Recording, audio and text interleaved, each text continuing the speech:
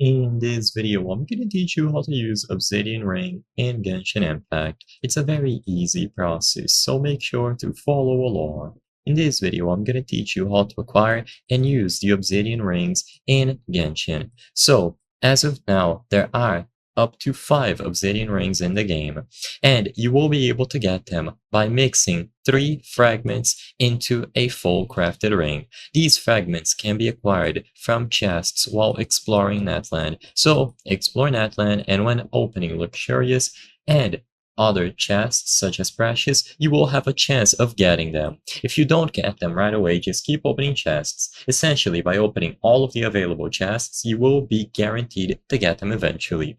Once you have 3 of these fragments, you can open your inventory, as I'm going to show you, and craft them into a ring.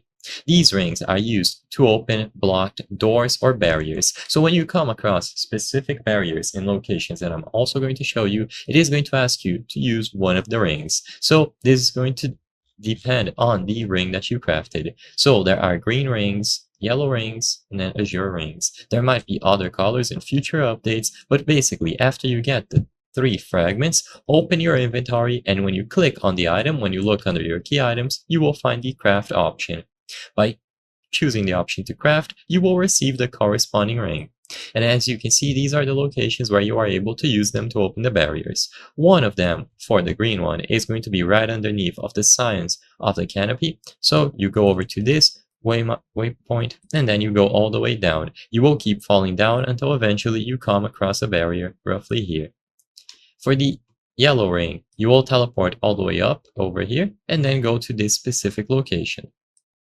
And finally, for the azure ring, you will go to the People of the Springs teleporter and then go down towards this spot here. And as long as you craft a ring and you interact with the barrier, you will be able to use it.